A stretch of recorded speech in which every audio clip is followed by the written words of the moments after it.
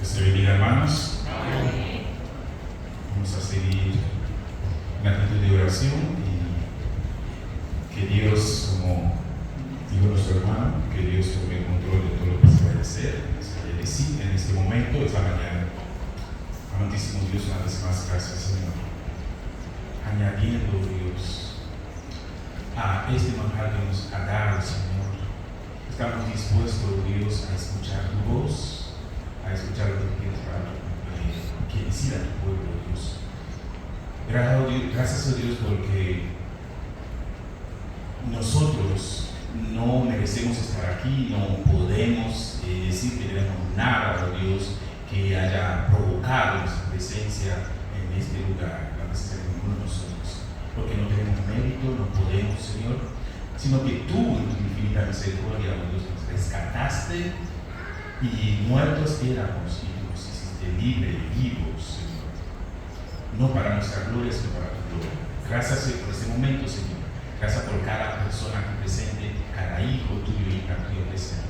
Permite que esos minutos, oh Dios, sean de bendición para nuestras almas. En el nombre de Jesús. Amén. Pueden sentarse, hermanos. En esta preciosa mañana, agradecemos a Dios por el privilegio de estar aquí para hablar un poco de su palabra, para nosotros como cristianos disfrutar, ¿verdad?, de lo que hay en su palabra. Decimos la palabra disfrutar porque muchas veces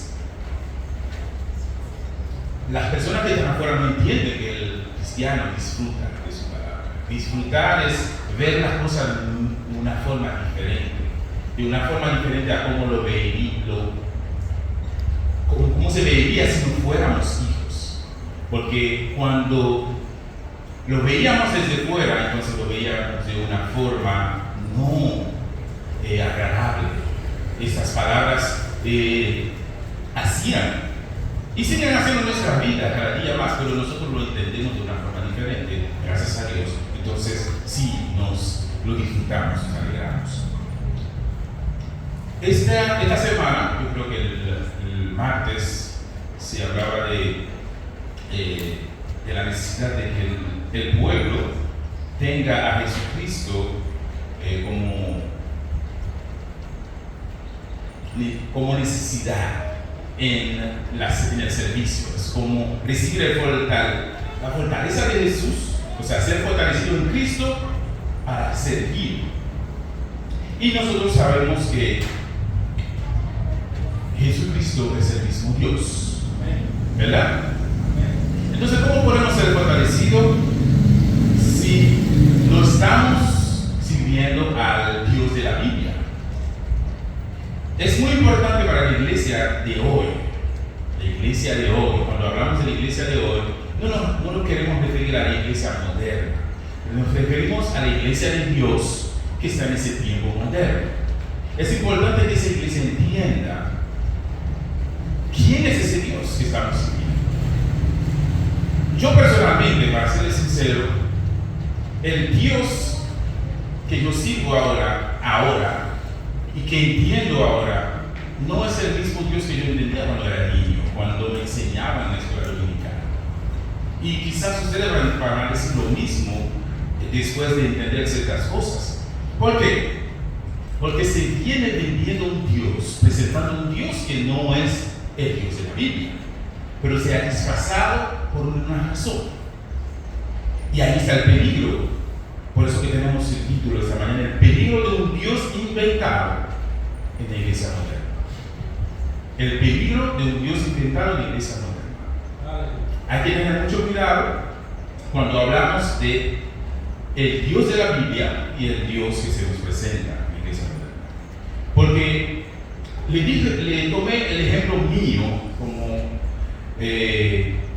cosa vivida, ¿verdad?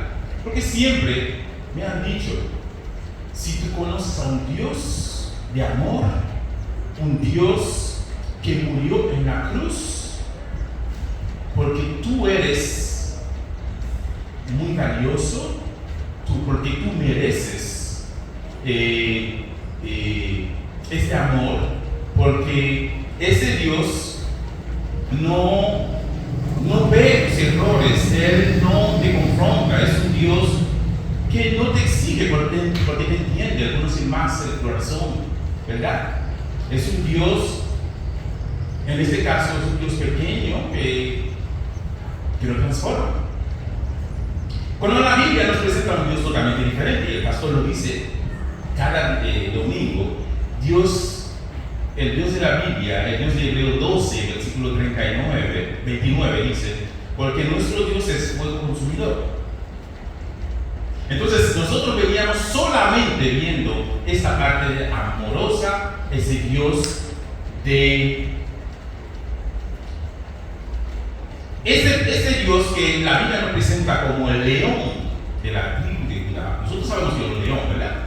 Entonces, ese león de la tribu de Judá, nosotros hemos transformado el león, como dice un hermano, a un corderito de peluche. Y ese es el peligro. Él no es un corderito de peluche. Ese Dios es el Dios que presenta la Biblia, el Dios que estaba frente a Moisés, y Moisés no podía levantar la cabeza. Ese Dios no es este corderito de peluche. Él es un cordero, pero es el león de la tribu.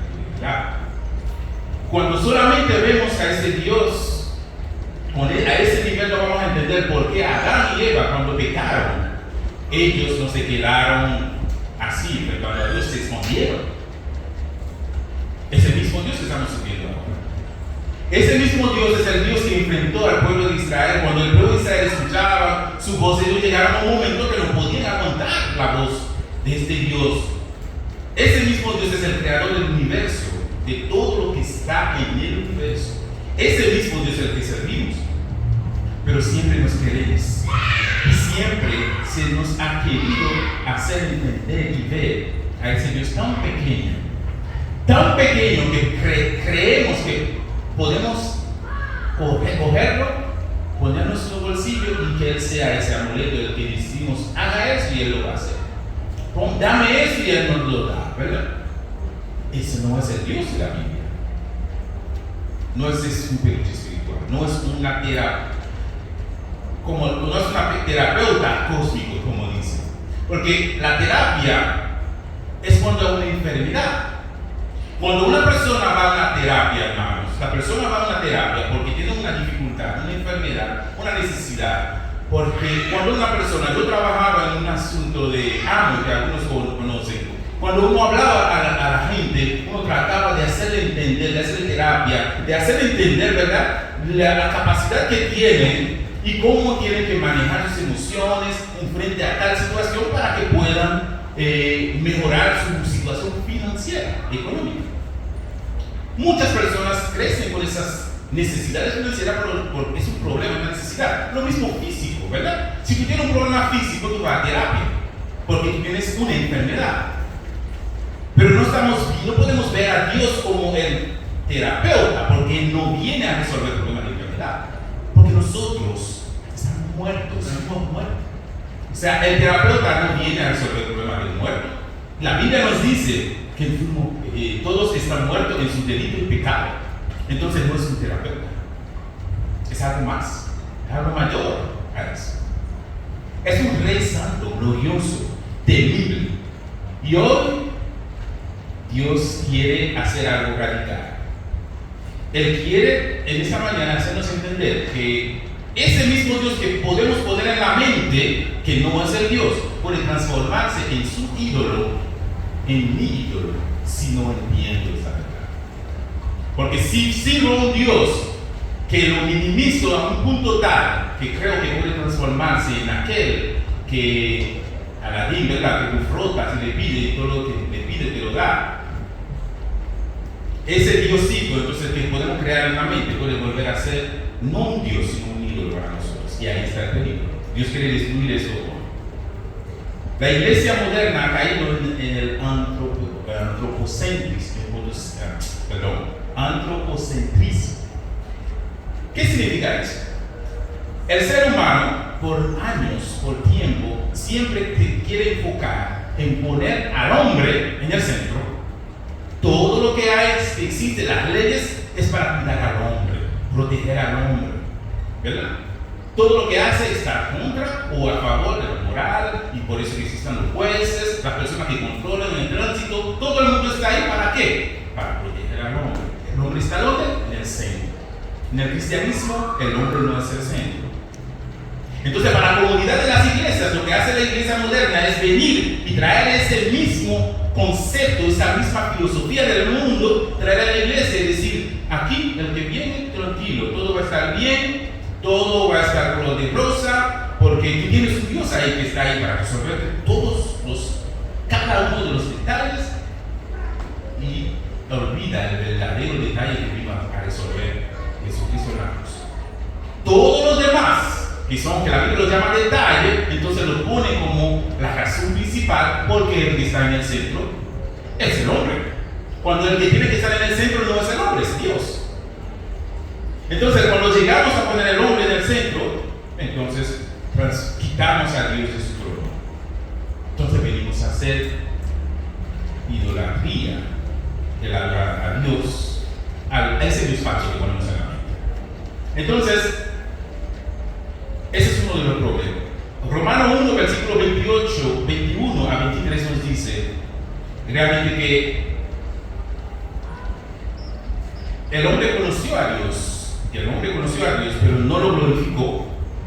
En Romanos 1, versículo 21 a 23 dice que conoció a Dios, pero no lo glorificó, y terminó creando imágenes según su propio corazón. Según su propio corazón creó, ¿qué? Imágenes. ¿Y qué hace la iglesia moderna? Quizás no crea imágenes, pero hacemos lo mismo. Un Dios que nos aprueba todo, un Dios que nunca busca. El que tiene una imagen en su casa, esa imagen te va a buscar, te va a decir que algo. No, nosotros decimos que Dios no te gusta, tranquilo, Dios no te gusta, porque lo estamos poniendo ese Dios igual a los que ponen un cuadro, a los que ponen una cosita en su cama, porque eso es lo que les va a proteger. Un Dios que existe para servirles, pero eso no es el Dios de la Biblia, es un reflejo de nuestra arrogancia. Porque el concepto moderno de Dios dentro de muchas iglesias ha reemplazado al Dios bíblico por una versión cómoda, creada a la medida del ser humano. Ese Dios moderno es presentado como un ser que valida emociones. Cuando nosotros tenemos una emoción, lo valida de una vez. No confronta el pecado, no exige transformación, ese Dios, y convirtiéndose en el ídolo más que el verdadero Dios. ¿Cómo nosotros podemos evitar esto? Hay que entender entonces el carácter de Dios. ¿Quién es Dios? ¿Quién es el Dios que servimos? Ahora hay que entender cuál es la diferencia entre ese Dios moderno y el Dios de la Biblia. ¿Cómo es el Dios de la Biblia? Es un Dios santo y temible. Santo y temible. Isaías 6, versículo 5 nos dice, Isaías dice: ay de mí, que soy muerto, porque siendo hombre inmundo de labios y habitando en medio del pueblo que tiene labios inmundos, han visto mis ojos Jehová de los ejércitos. Ahí el hombre de Dios habla y él dice: ay de mí, yo soy muerto. Ahora, hermano, cuando Isaías vio la gloria de Dios, esto es algo increíble. A él no le pasó lo que nos están predicando en las redes. A él no le pasó, no se sintió motivado. No fue eso lo que le pasó. No se sintió como validado por ver el rostro de Dios. No le pasó eso. Se sintió destruido. Se sintió destruido.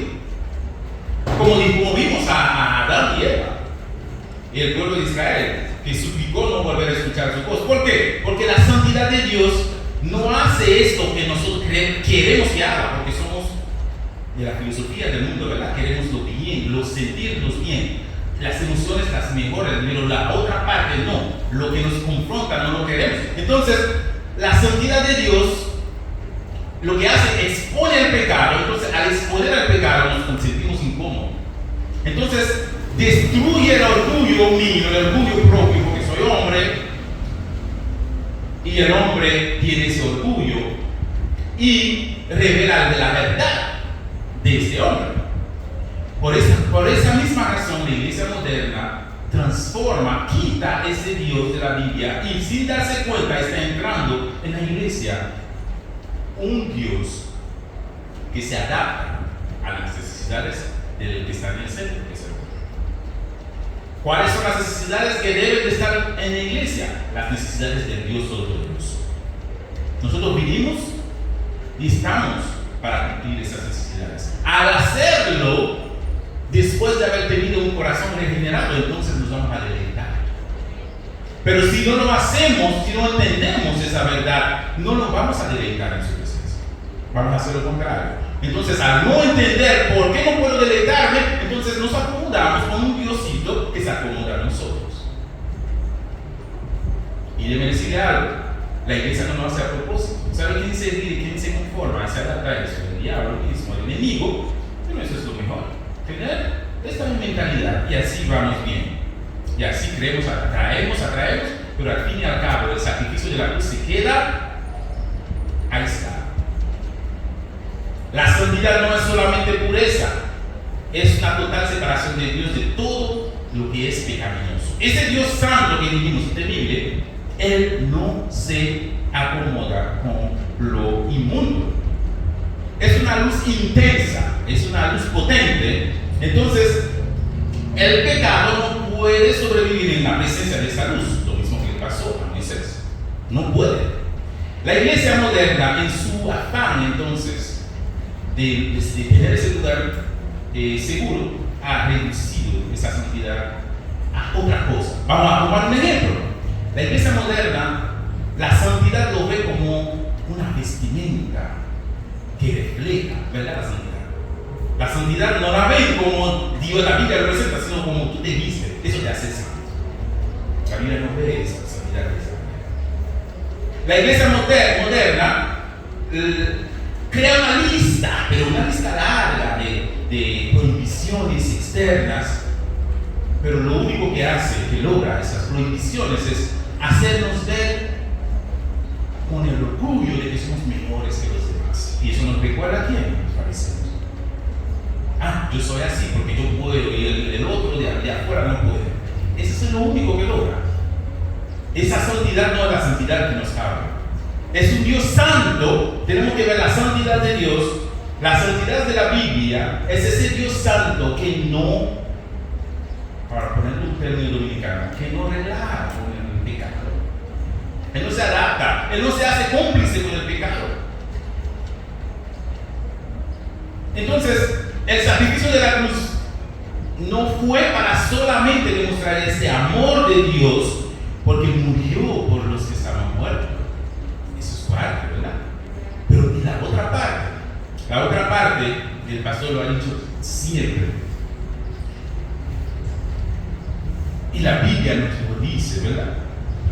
Que ese Dios vino a resolver un problema que tenía el hombre. El problema era que el hombre se había separado de Dios. Había que resolver ese problema. Y el problema se resuelve no solamente decir, tú pecaste, ok, está bien, yo te amo, mi niño, y ya. Porque Dios tiene un criterio, tiene un concepto. Él no puede él mismo tener un precepto y él ir afuera. Sería un Dios injusto hacer eso. Él tiene que resolver el problema. ¿Cómo? En la cruz. No podemos solamente ver la cruz de esa manera. La cruz tiene otra connotación. La cruz es este sacrificio para este problema.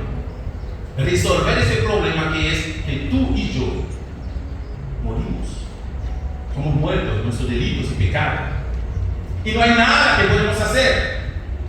Y el pecado de nosotros no es pequeño cuando lo comparamos con nuestra capacidad, porque si lo vemos y lo comparamos con el delito, se mide por nosotros. No, hay que medir el delito a quién tú estás ofendiendo. ¿Y quién tú estás ofendiendo? Al Todopoderoso, al Altísimo, al Dios de los ejércitos. Entonces el castigo para el que infringe su regla tiene que ser un castigo eterno. Y no podemos aguantar ese castigo. No podemos aguantar esta ira. Por esto que vino Jesús y murió en la cruz. Esa es la otra parte que la iglesia está escondiendo, que nosotros como cristianos tenemos que salir y decir esto en la calle, hacerle entender al mundo que este problema existe. Y esa es la predicación, ese es el evangelio. El pecado es una rebelión contra un rey santo. Es una traición contra un Dios infinito. Por ende, no se merece una muerte. No merece decirte ya, se te olvidó. Pero, ¿cómo se olvidó? El problema se resuelve con muerte. Gracias a Dios que no me tocó.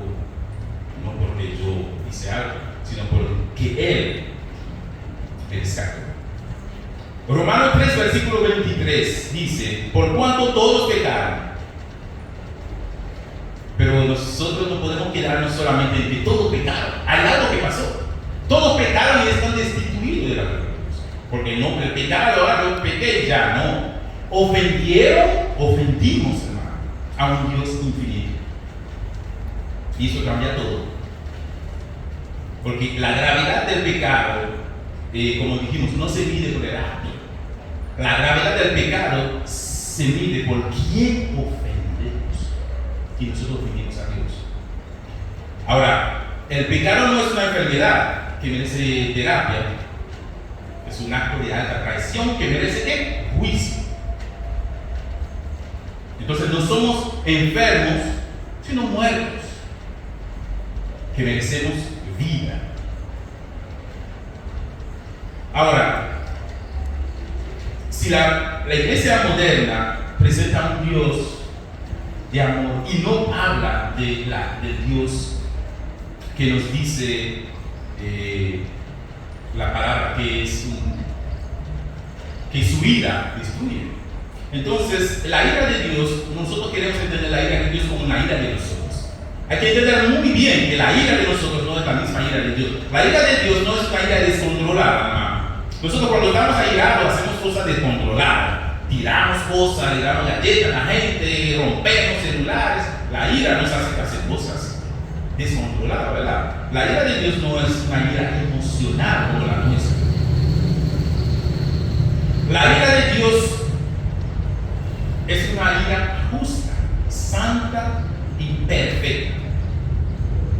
Entonces, por eso que nosotros no podemos y queremos naturalmente, la iglesia moderna quiere naturalmente poner aparte esta ira, porque como que va en contra al amor. Como si decimos que Dios es un Dios de amor, no podemos estar hablando de que Dios también es ira. Es un error. Esa es parte innata, porque un Dios que no castiga al mal no sería bueno, sino corrupto. Un Dios que es indiferente a la maldad no se convierte en un Dios bueno, sino un monstruo moral, un cómplice del mal. Y el Dios de la vida no es un cómplice del mal. La cruz, al entender la cruz como justicia y misericordia, la combinación de la justicia y la misericordia de Dios, eso nos ayuda a entender bien este error que nos han dicho. A mí me pregunta, ¿cuántos de ustedes han escuchado prédicas diciendo que Cristo murió para mostrarnos cuánto valemos? Y así afirma nuestra autoestima. No sé, yo he escuchado prédicas. ¿Cuánto valemos? Solamente esto. Esto presenta a la cruz como un símbolo, como vimos, terapéutico, sin mencionar la condición que lo hizo necesario.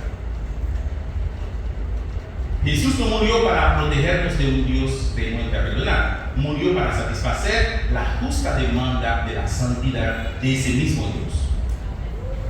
Repito, Jesús no murió para protegernos de un Dios renuente a perdonar, sino Él murió para satisfacer esas demandas, las justas demandas de esa santidad de la cual hablamos ahora, de Dios.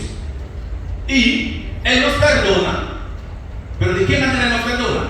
Sin violar esa misma ley, sin violar el propio carácter perfecto de Él. Él nos perdona a través del sacrificio de la cruz. La cruz no es solo amor, es también juicio. En la cruz, la santidad de Dios fue honrada. la ira de Dios fue satisfecha y el pecado fue castigado. Entonces, Isaías 53:5 dice: mas él herido fue por nuestras rebeliones. Aquí dice, él fue herido, ¿por qué? Por nuestras rebeliones. Ese es el evangelio que está en la Biblia. ¿Por qué murió Jesús? Por nuestro pecado, nuestras rebeliones. No solamente por amor, murió para pagar una deuda real, una deuda que la cruz es donde la justicia y la misericordia se encuentran, se combinan. La justicia y la misericordia de Dios. Ahora, algunos, lamentablemente, en la iglesia moderna, también van a la parte de la salvación diciendo que es algo que yo puedo hacer para conseguirla. Es una decisión mía, una decisión por experiencia, etcétera, porque yo soy o porque yo puedo, porque etcétera, etcétera. Como buscando la capacidad, la razón por la cual yo lo hago es porque yo hice di un paso, hice algo. Entonces, también la iglesia nos quiere vender eso. Pasa de aquí adelante, ora, haga esa oración. Entonces, con hacer la oración tú estás salvo. Entonces, de hacer la oración tú estás salvo. Debo decirle que la Biblia enseña algo más profundo. En Efesios capítulo 2, versículo 1 dice: y Él os dio vida a vosotros cuando estabais muertos. Él no dice cuando estaban enfermos, cuando estaban débiles, cuando estaban muertos. Y un muerto no necesita, no decide. Él necesita resurrección.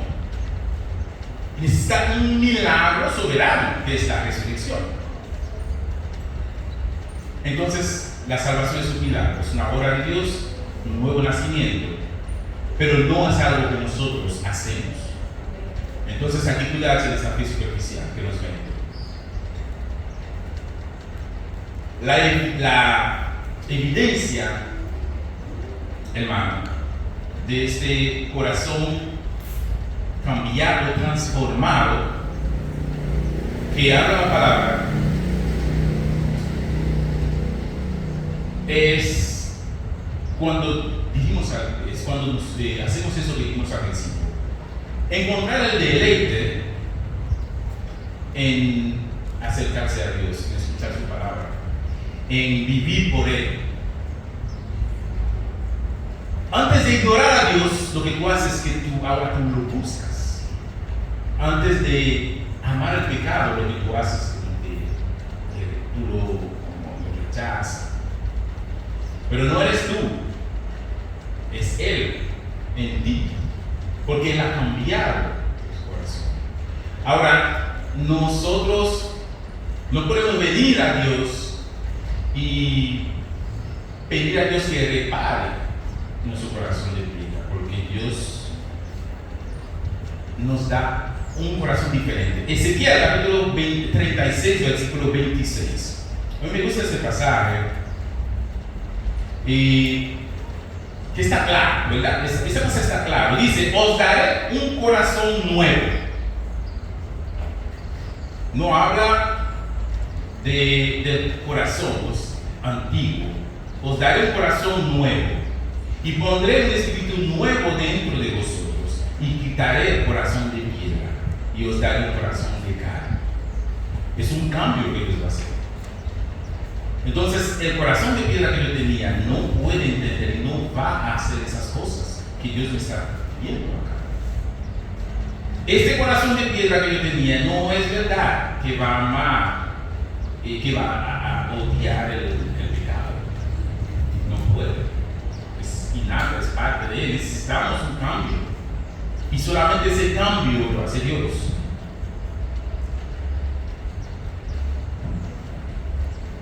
Ese Dios no de la Biblia que nosotros servimos es el Dios que te dice en esta mañana que tú puedes aplicar en tu corazón y luego llevar esa palabra al mundo que quiere escuchar, que necesita escuchar. Permíteme decir que el mundo no quiere escuchar. El mundo necesita escuchar. Al igual que tú y yo, como necesitamos escuchar esa palabra, el mundo afuera necesita escuchar. Lamentablemente el error está en el hecho de que nosotros lo que vayamos a predicar ni siquiera lo entendemos. Y al momento de no entender, entonces nosotros podemos estar presentando a ese Dios de la iglesia moderna y no presentamos al Dios de la Biblia. El mensaje de esta mañana se trata de ese Dios que nos presenta la Biblia, ese Dios que tiene un proceso para la vida tuya, la vida mía, la vida de todos aquellos que Él decida que reciban el mensaje, que el grano caiga en tierra fértil. Esa tierra fértil tú y yo no sabemos cuál es, pero una cosa sabemos que tenemos que hacer es salir y sembrar. Él se encarga del resto, pero nosotros no podemos venir con un pañito tibio y llevar para provocar cosas, porque de esa manera vamos a llenar esa iglesia, pero con la filosofía del mundo, que el hombre es el centro. Tenemos que ir y llevar a ese Dios que está en el centro al mundo, para que cuando lleguen aquí, perduren, se queden, entiendan. Cuando escuchan un chisme, eso no lo hace vacilar, porque ya sabe a quién está sirviendo. Cuando este llegue aquí, porque ese es el Dios, el que Dios eligió, el que esa tierra fértil, que va a recibir esa palabra, no la palabra que nosotros moldeamos para presentarle, para ese espíritu terapéutico, sino esta palabra que es fuego caliente, esta palabra que es del león de la tribu de Judá, que hace la transformación y que la transformación perdura. Ese es el Dios que tenemos que llevar. El momento que estamos predicando, estamos en un momento de aprendizaje los viernes. Es el momento de venir y aprender esas palabras, entenderlas e ir a llevarlas al mundo. Ahora pregúntate tú, como yo me pregunto esta mañana, ¿estoy adorando al Dios verdadero o uno creado por mí o por mis amigos o mis hermanos, mis padres? ¿Estoy adorando a Dios o he entendido la gravedad de mi pecado? Pregúntate esta mañana, ¿he visto la cruz como un juicio y amor o solamente como amor? Pregúntate esta mañana, ¿he nacido de nuevo o solo soy un religioso? Pues ¿qué haremos, hermanos? ¿Vamos a seguir adorando a un Dios falso, cómodo, o vamos a rendirnos al Dios verdadero, al Dios santo y el Dios soberano? Entonces, ese llamado implica arrepentimiento, abandono de ego y entrega total a Cristo como Rey y Señor nuestro. Que Dios bendiga a su iglesia. Amén. Hermano.